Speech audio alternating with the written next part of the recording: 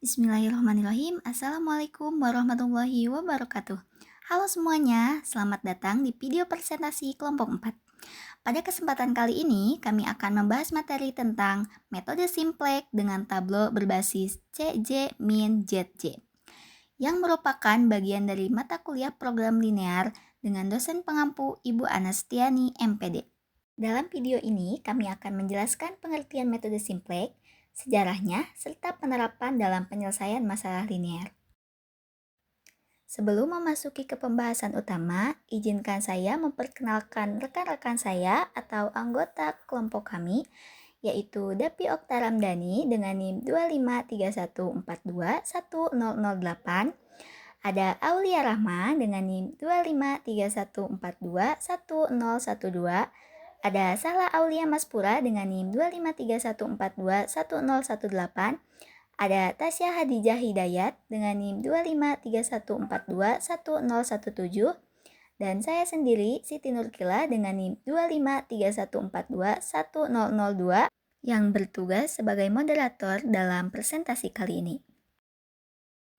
Baik, untuk memulai pembahasan, kita akan mendengarkan terlebih dahulu penjelasan yang pertama, yaitu mengenai sejarah metode simplex yang akan disampaikan oleh rekan saya, Aulia Rahma dengan NIM 25314211012.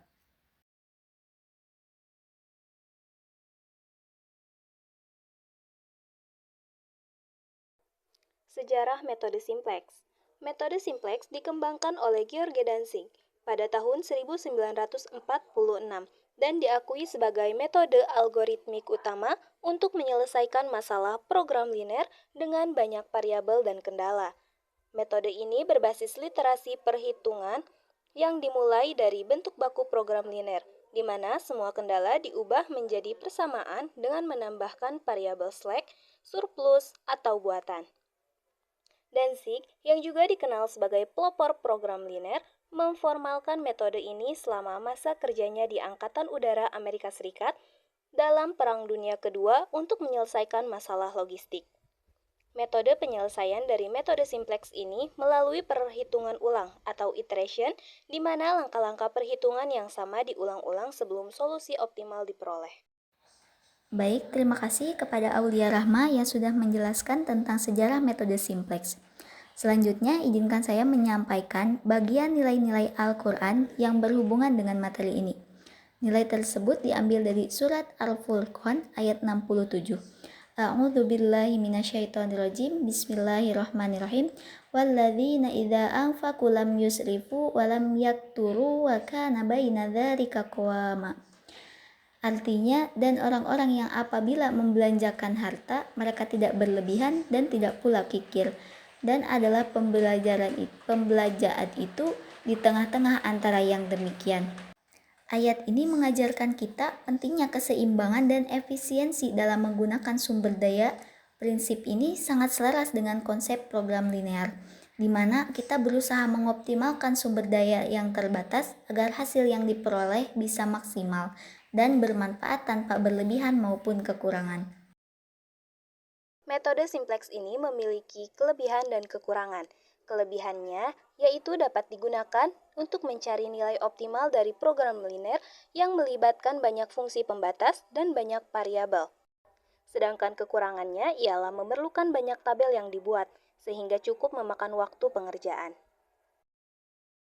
Baik, materi selanjutnya akan dijelaskan oleh Sahla Aulia Maspura dengan NIM 25314211018.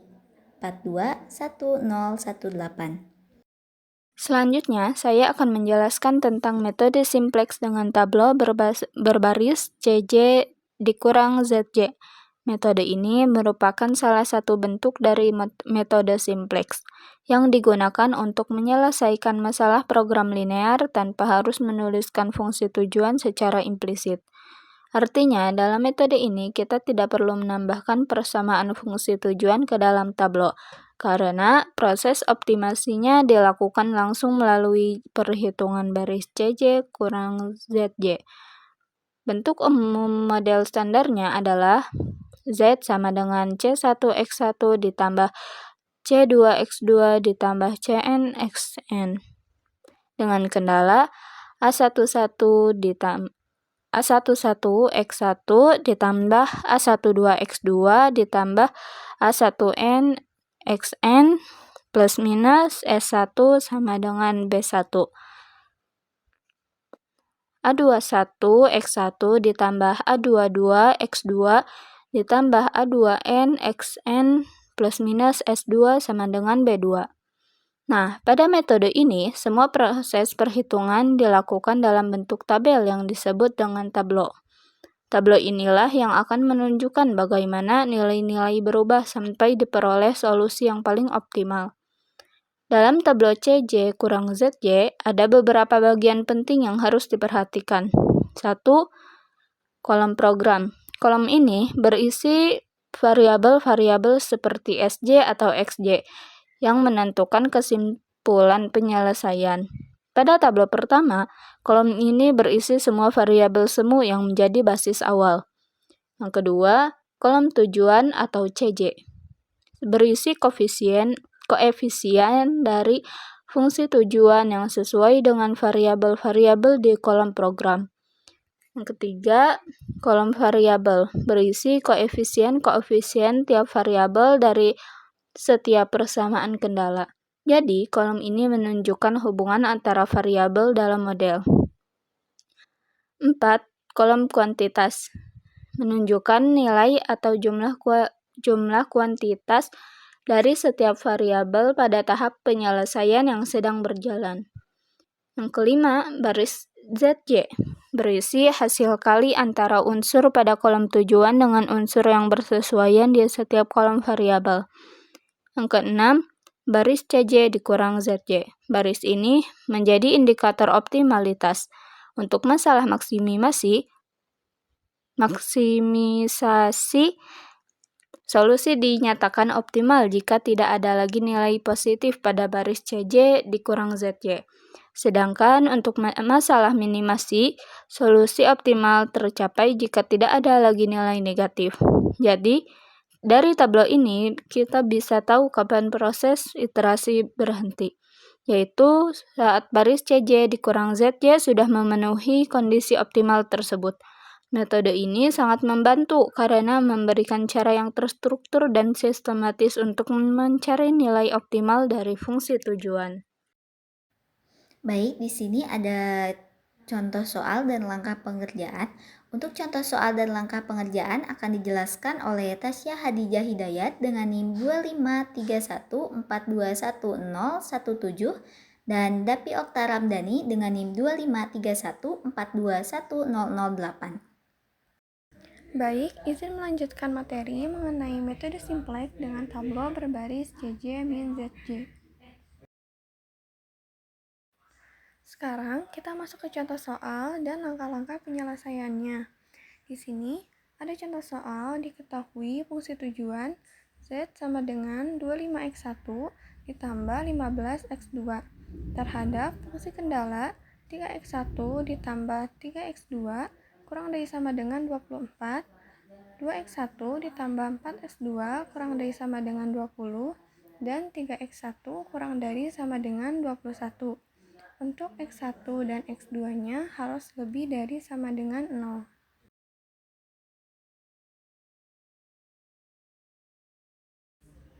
Sekarang kita masuk ke langkah yang pertama, yaitu kita rumuskan dan standarisasikan modelnya.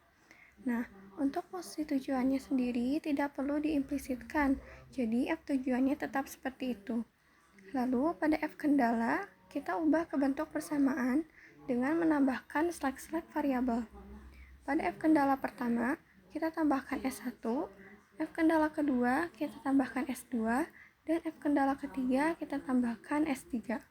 Dengan X1, X2, S1, S2, dan S3-nya harus lebih dari sama dengan 0.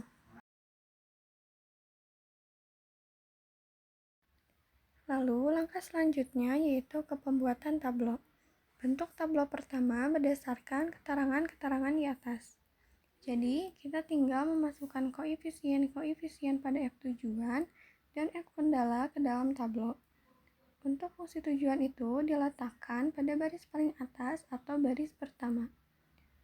Lalu, ini adalah koefisien dari fungsi kendalanya. Untuk kolom tujuan, nilainya masih bernilai 0 karena belum ada kegiatan. Dan kuantitas itu didapat dari nilai kanan pada F kendala. Untuk baris ZC berisi jumlah hasil kali unsur-unsur pada kolom tujuan dengan unsur-unsur pada kolom yang bersesuaian. Untuk nilai ZC yang pertama pada kolom X1 yaitu 0 dikalikan 3 ditambah 0 dikali 2 ditambah 0 dikali 3 yang dimana hasilnya adalah 0. Begitupun pada kolom X2 0 dikalikan 3 ditambah 0 dikali 4 ditambah 0 dikali 0 hasilnya 0. Dan seterusnya sampai kolom kuantitas menggunakan cara tersebut. Untuk mengisi bagian CJ min ZJ, untuk CJ-nya itu sendiri merupakan koefisien fungsi tujuan yang berada pada baris paling atas. Jadi nanti kita kurangi dari nilai CJ ini ke ZJ ini. Untuk nilai yang pertama itu berarti 25 dikurangi 0 itu 25, 15 dikurangi 0 itu 15, begitupun selanjutnya. Nah, di sini sudah lengkap ya nilai CJ min Z-nya itu yaitu 25, 15, 0, 0, dan 0. Selanjutnya ke langkah ketiga yaitu menentukan kolom kunci. Tentukan kolom kunci di antara kolom-kolom variabel yang ada, yaitu kolom yang mengandung nilai CJ min ZJ paling positif untuk kasus maksimasi, atau mengandung nilai CJ min ZJ paling negatif untuk kasus minimasi. Karena ini merupakan kasus maksimasi, jadi kita cari nilai pada CJ min ZJ-nya yang paling positif. Nah, di sini nilai terbesarnya itu 25, jadi kolom kuncinya berada pada kolom X1. Langkah yang keempat yaitu tentukan baris kunci di antara baris-baris variabel yang ada, yaitu baris yang memiliki rasio kuantitas dengan nilai positif terkecil, baik untuk maksimasi ataupun minimasi. Untuk mencari rasio kuantitas yaitu dengan membagi konstanta pada kolom kuantitas dengan unsur sebaris pada kolom kunci. Jadi untuk rasio yang pertama yaitu 24 dibagi 3 hasilnya 8, rasio yang kedua yaitu 20 dibagi 2 hasilnya 10, dan 21 dibagi 3 hasilnya 7. Nah, dari sini kita lihat nilai terkecilnya yaitu 7. Jadi baris kuncinya berada pada baris ke S3. Setelah ditentukan kolom kunci dan baris kuncinya, dari situ kita bisa menemukan unsur kuncinya, yaitu nilai yang berpotongan antara kolom kunci dan baris kunci. Bisa dilihat di situ nilai yang berpotongannya itu 3. Jadi unsur kuncinya adalah 3. Untuk bentuk tabel berikutnya yaitu dengan memasukkan variabel pendatang ke kolom program dan mengeluarkan variabel perantau dari kolom tersebut, serta lakukan transformasi baris-baris variabel. Oke, sekarang kita bahas dulu mana yang variabel pendatang dan variabel perantau. Variabel pendatang yaitu variabel yang berada pada kolom kunci, yaitu pada kolom X1. Sedangkan variabel perantau yaitu variabel pada baris kunci, yaitu pada kolom S3. Nah, nanti X1 ini akan masuk ke S3, menggantikan S3. Jadi di bagian sini akan diganti menjadi X1. Lalu kita masuk ke transformasi baris kunci dan baris baru. Untuk baris kunci baru yaitu baris kunci lama dibagi dengan unsur kunci.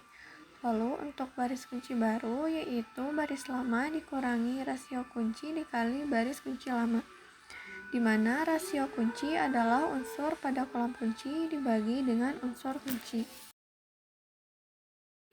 Nah, di sini nilai-nilainya sudah didapat ya berdasarkan dari rumus-rumus yang tadi dijelaskan.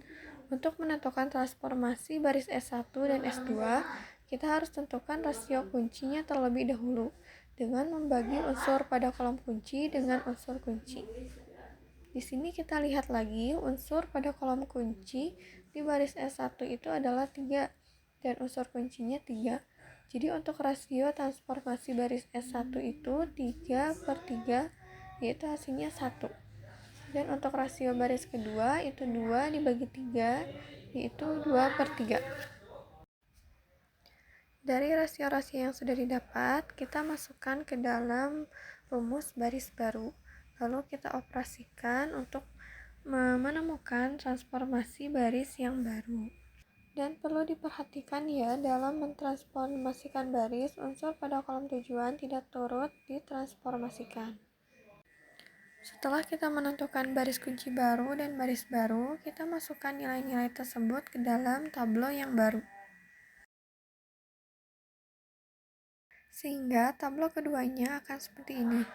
Nah, di sini kita lihat ya, variabel pendatangnya sudah kita masukkan ke variabel perantau, sehingga S3-nya sudah berubah menjadi X1. Lalu kita masukkan juga koefisien variabel X1 dalam F tujuan, yaitu 25 ke kolom tujuan. Sekarang kita cari lagi nilai ZC-nya, yang merupakan hasil kali unsur-unsur pada kolom tujuan dengan unsur-unsur pada kolom yang bersesuaian. Untuk nilai ZC kolom X1 yaitu 0 kali 0, 0, 0 kali 0, 0, dan 25 kali 1 itu 25. Sehingga nilai ZC pada kolom X1 itu 25. Begitupun pada kolom-kolom selanjutnya, cara pengerjaannya sama. Lalu kita mencari nilai CJ min ZC.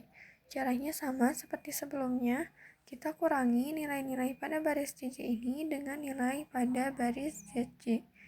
Pada nilai CJ min ZC pertama, yaitu 25 dikurangi 25 hasilnya 0.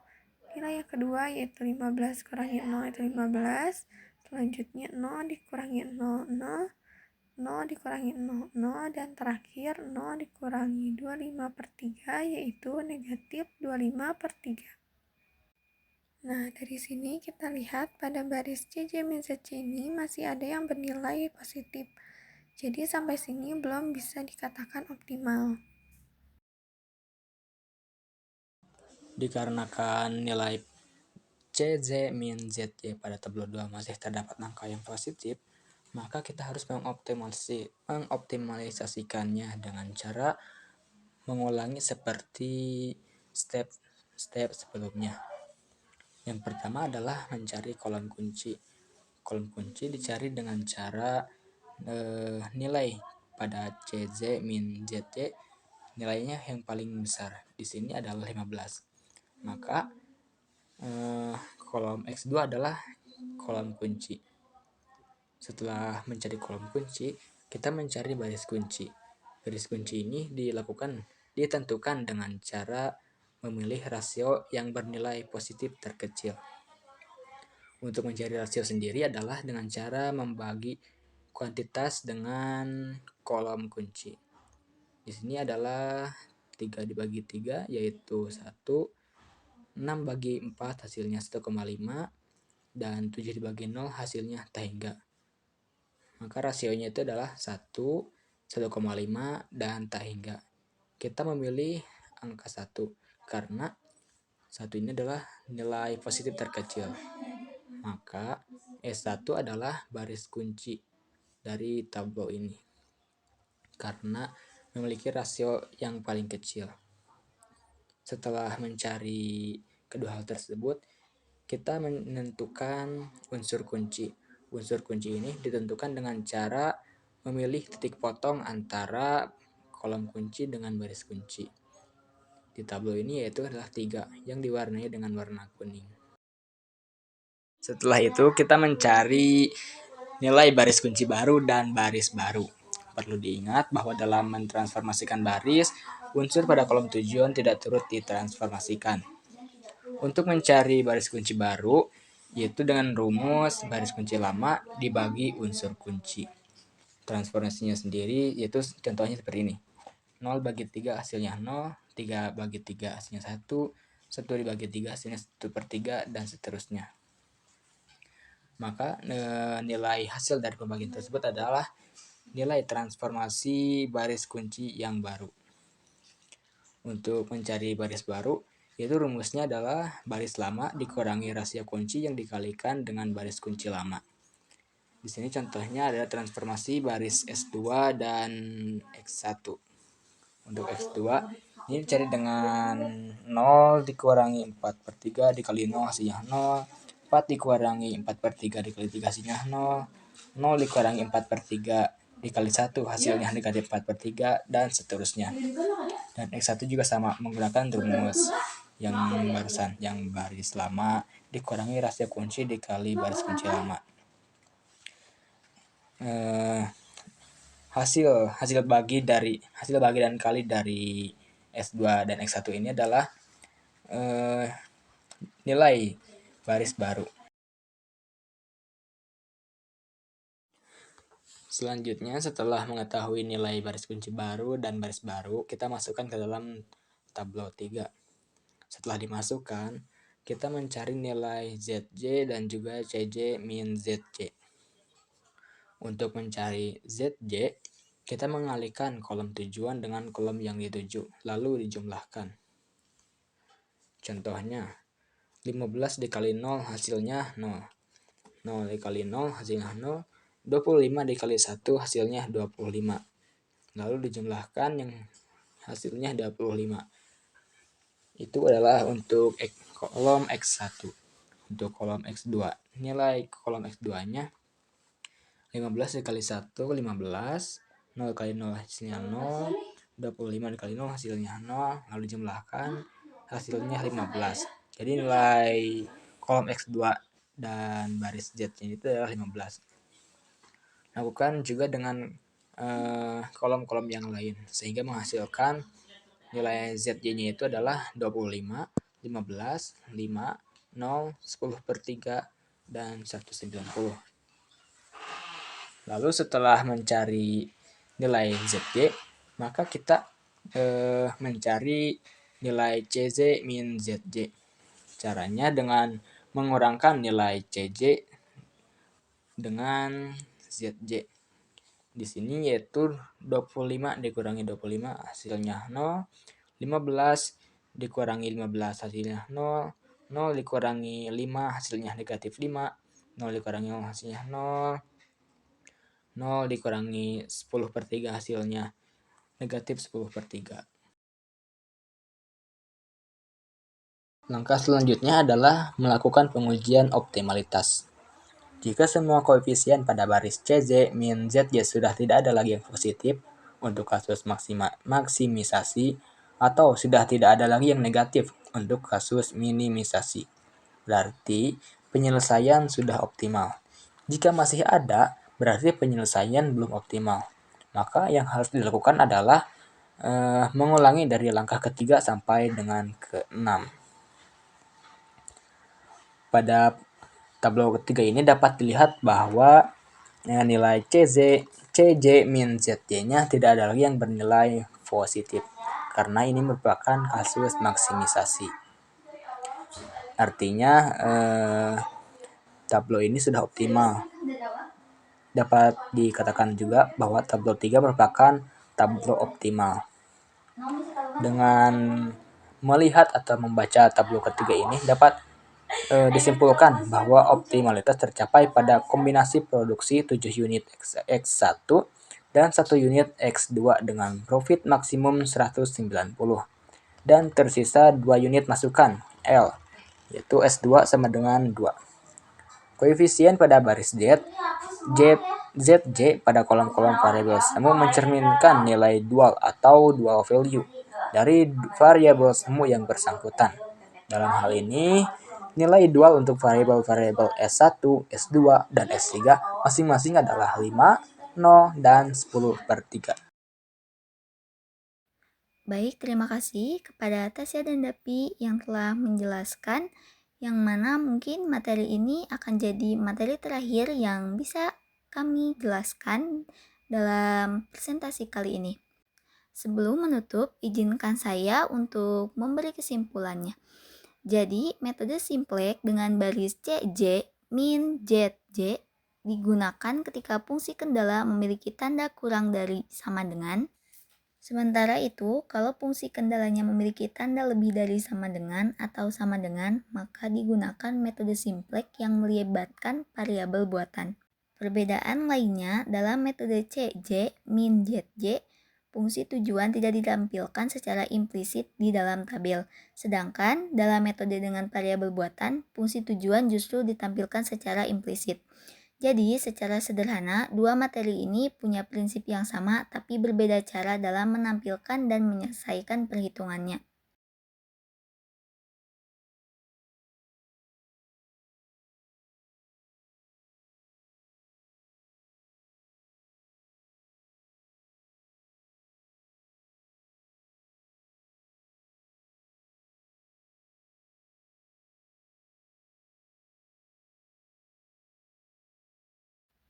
Mungkin cukup sekian presentasi dari kelompok 4. Terima kasih atas perhatiannya.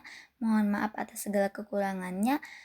Walafu minkum. Wassalamualaikum warahmatullahi wabarakatuh.